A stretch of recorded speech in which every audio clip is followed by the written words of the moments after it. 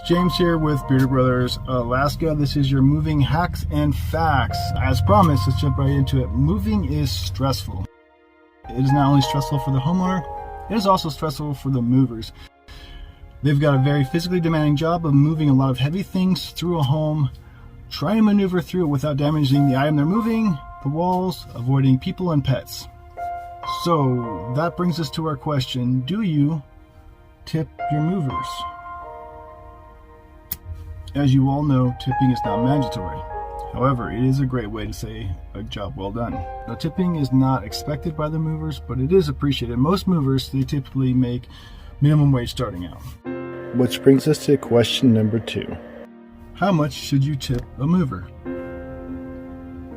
Typically, the guys make anywhere between $5 and $40 per move. Now, if it's a big job, it's anywhere between 5 to 20% of the total cost of the move. But it is completely up to you, your preference and what you think. You don't have to go by these standards. You can either do more, you can do less. You don't have to do any at all. Which brings us to facts, where we lay a little bit of truth on you. If you did go the route on tipping, it is always best to tip the mover directly. If you combine your tip with the bill, the company will show a profit. Therefore, they will not give the tip directly to the mover in the beginning. It will come later at a significantly less rate. It is always best to tip the mover directly. So women tip better than men. Married people tip better than single people.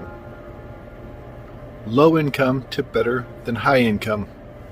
If there's any that you guys saw that I don't have here, go ahead and mention it in the comments. I'll make sure that I get it updated. As always, we'll see you out there.